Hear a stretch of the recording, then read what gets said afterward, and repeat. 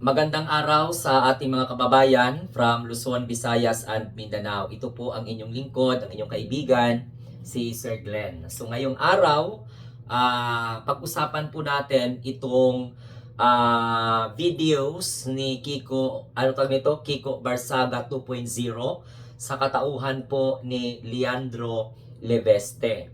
Na kung saan ito yung congressman na nag-iingay gamit yung kung ano-anong mga files ang kanyang ipinapalabas. Basta nakasentro lang siya doon sa allocation, insertion. Until now, wala pa rin po siyang inahakbang na mga legalities.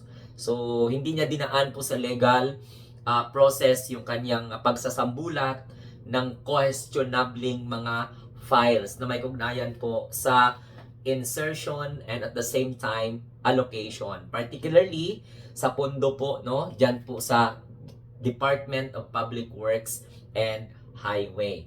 So mga kaibigan, itong si Leandro Leveste, bumaba na pala ito sa kanyang pwesto bilang board of directors, no, ng kanyang solar company na ibinenta diyan sa Meralco. Nakaladkad po din ang pangalan ng kanyang ina, and syempre pati na rin si Gloria Macapagal Arroyo, at ang dami pong question how come na nakuha niya yung ganyang projects panahon po ng Duterte administration. So pero hindi po yan ang pag-uusapan po natin kasi nothing interesting naman eh. Ang nakakuha po ng interest ko ay yung kanyang bagong video na kung saan ay sinasabi niya na we are under the de facto martial law. Kung hindi pa naman itanga itong congressman na ito na nagyayaw-yaw-yaw-yaw lang, sana nga sampalin ito ng katotohanan eh. Alam mo yung mga ganyang klaseng pronouncement na akusahan mo yung gobyerno na nasa silent martial law na tayo. Hindi mo ba alam, Leandro Leveste, that people of the Philippines at this point of time are really very eager to what we call this observe martial law under the Marcos administration, kasi yun ang panlaban sa mga iho-dependido nyo na mga trabaho na nanggugulo kayo eh. Kaya lang, ang Marcos administration hindi po gumagawa ng ganyang klase kasi nasa power man kasi talaga ng president ang mag-declare ng martial law.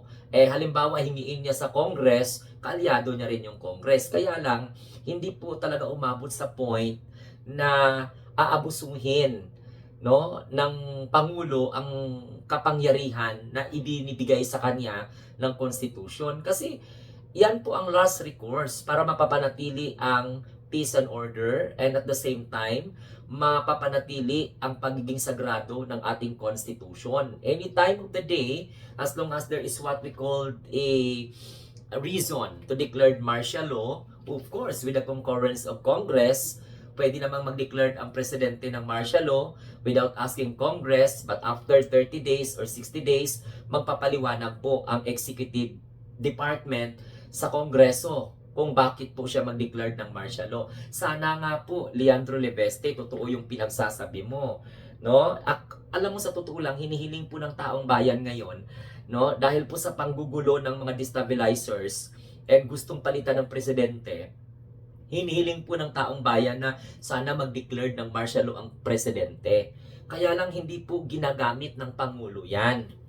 Oo, hindi po ginamit ng Pangulo yan kasi hindi pa naman po panahon para mag-declare. Kahit na mga ang ginagawa ng ibang kaalyado ninyo is inciting to sedition, wala pa rin pong mga nakukulong. Wala pong napaparusahan kahit binabalahura, binababoy ninyo ang ating bansa, binababoy ninyo ang pagkatao ng presidente. Hindi naman po related sa panggobyerno, no, ang accusation laban sa presidente, kundi klarong-klaro na character assassination just to influence the mind of the Filipino people to get angry and to get mad, no? Tapos magkakaroon po ng undesirable reactions against the president and against the government in general dahil meron po kayong gustong iupo. So, gusto ko lang pong sabihin na sana totoo yung mga pinagsasabi mo. Alam mo, hindi po namin kailangan ng de facto martial law, silent martial law. Hindi po yan ang hinihingi namin kung tutuusin. Ang gusto namin is the President will declare martial law.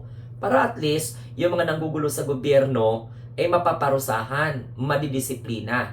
Kaya lang hindi po totoo, mga kamunting tinig, na ang ating bansa ngayon is under de facto martial law o yung silent martial law na sinasabi po ni Libeste. Itong kumag na ito, magaling ito kasi magaling ito magsalita na para bang akala mo kapanipaniwala talaga para magalit ang taong bayan sa Pangulo. So what are the intentions of Leandro Libeste na sabihin mong under tayo sa silent martial law? Akala nyo kung martial law ba makapagsalita ka pa? O yung mga alipuris ninyo nga mga baho-baba, okay? Na may mga plastic balon sa utak, sa tingin ba ninyo makapagsalita kayo? Sa tingin ninyo makapag-criticize kayo sa gobyerno? Sa tingin ninyo makapangbalahura kayo at makapangbababoy sa pagkatao ng First Family kung nandoon ang ating bansa sa ilalim ng martial law? Kaya nga sabi ko, as a Marcos loyalist, sana nga mag-declare na lang ang presidente ng martial law, i-dissolve no, ang Congress o ang Senado para at least tapos ang usapan. Para mapapatunayan na we are under martial law. Hindi pa po nag-declared ang presidente ng martial law at saka we are waiting for that to happen. Actually nga, isa kami sa mga nananawagan sa Pangulong Bongbong Marcos na mag-declared ka na para hindi ka po abusuhin, hindi po samantalahin ang inyong kabaitan. No, kasi once na hindi po sila madisiplina, sasabihin nila weak ang presidente o weak ang president, tapos sabi ninyo weak ang presidente. Sabi ninyo mahina ang presidente. So how come nga nakapag-isip kayo ngayon na ang ating bansa ay nasa ilalim ng de facto martial law? De facto or silent martial law pa rin yun. So wala pong kayo na ibahan yan sa pag-declare talaga ng totoong martial law. Bakit? Kung halimbawa na, bakit kailangan pa ng Pangulo mag-declare ng de facto martial law or silent martial law? Bakit kailangan niya pang ipay sa ilalim ang bansa sa ganyang estado kung pwede lang naman siyang mag-declare talaga ng martial law at magbigay po ng mga kaukulang panuntunan kung papaano po i-observe at hindi makapagpa-violate ng batas habang ang ating bansa ay nasa ilalim ng martial law. Ang takot lang naman sa martial law yung kumakalaban sa gobyerno Pero hindi po totoo yan. So, you have a contradicting idea. Sabi nyo, mahina ang presidente. Sabi ninyo, weak ang presidente. Tapos may mga pag-iisip pala kayo na our country now is under de facto martial law. O dyan lang po yung silent martial law. O yan ay bunga lamang po ng inyong hallucination, Leandro Libeste. Dapat ang pagtuunan mo ng pansin kung paano mo papapatunayan na may something dyan sa Cabral Files. Because yung mga tangahanga mo, umaasa na may patutunguhan ang pagtatalsik ng laway at pagbubula ng bunganga mo sa kakasalita ng Cabral Files na pinalitan na nga ng tao na Libeste Files. Dahil patay naman si Cabral. Ewan ko nga kung patay ba yan, buhay.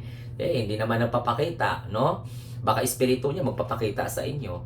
So yan po mga kaibigan, yung ating gustong sabihin, napakasinungaling nitong si Leandro Libeste. Napaka-manipulator, no? Napaka walang kwenta na congressman dahil po nagawa niyang linlangin ang taong bayan, paniwalain ang taong bayan na ang ating bansa ay nasa ilalim po ng silent martial law or de facto martial law. There's no such things like that. Mag-declare ka lang ng martial law, bakit silent at saka de facto pa, di ba? Di-declare ko na lang ng totoong martial law para at least mangisay lahat ng mga kalaban ko. But that's not a character of the president. Hindi po ginawa ng presidente yun. Kayo po, malaya kayo makapag-criticize sa gobyerno. Tapos ngayon, ang kapal pa ng mukha ninyong sabihin na we are under the de facto martial law or silent martial law. Saan kayo kumukuha ng katangahan at kabubuhan na sa dami-daming usapin, yan pa talaga yung i-insert nyo? Tapos na ba kayo doon sa sinasabi ninyong ang Pangulo ay mastermind? Kaya itong si Libeste, nako, madali itong maimpluwensyahan ng mga taong nakapaligid sa kanya. Wala siyang kaalam-alam na wala siyang mapapala dito. Tahimik nga yung nanay niya para hindi po madamay. No? So mga kamunting tinig, mga kaibigan, wala pong katotohanan na ang ating bansa ay nasa ilalim ng de facto or silent martial law. Yan po ay bunga ng guni-guni, no? At madilim na kaisipan ni Leandro Leveste. Wala siyang pakialam kung ano yung magiging epekto nun, no? Hindi naman niya ini-explain sa tao kung ano po yung ibig niyang sabihin, basta magsabi lang siya na we are in de facto martial law. Sa tingin niyo, hindi kayo pagdadamputin kung nasa de facto martial law? Mayroon bang tinatawag na arrest? May warrantless arrest ba? Kasi walang kwentang mag-declare ka ng de facto martial law na wala kang napapakulong na mga kalaban mo sa politika at mga naninira sa iyo, di ba? Paano gawin ng presidente yun? Hindi po nag-declare ang Pangulo ng martial law or de facto or silent martial law. Again, yan po ay bunga lamang ng hallucination ni Leandro Leveste. Yan ay bunga ng kanyang walang kwentang kaisipan. Yan ay bunga ng kanyang hallucination na sobrahan siguro, no, sa kape o nasobrahan siguro sa panaginip o nasobrahan sa tulog at paghihilik, kaya yun po ang naging epekto. So yan lamang po mga kaibigan. Kung kayo ay bago sa ating channel, huwag kalimutan mag-share, mag-like at saka subscribe. And don't forget to click the notification bell and at the same time, mag-comment kayo kung ano po ang inyong masasabi sa sinasabi ngayon ni Leandro na ang ating bansa ay nasa ilalim ng de facto martial law. Comment na po kayo.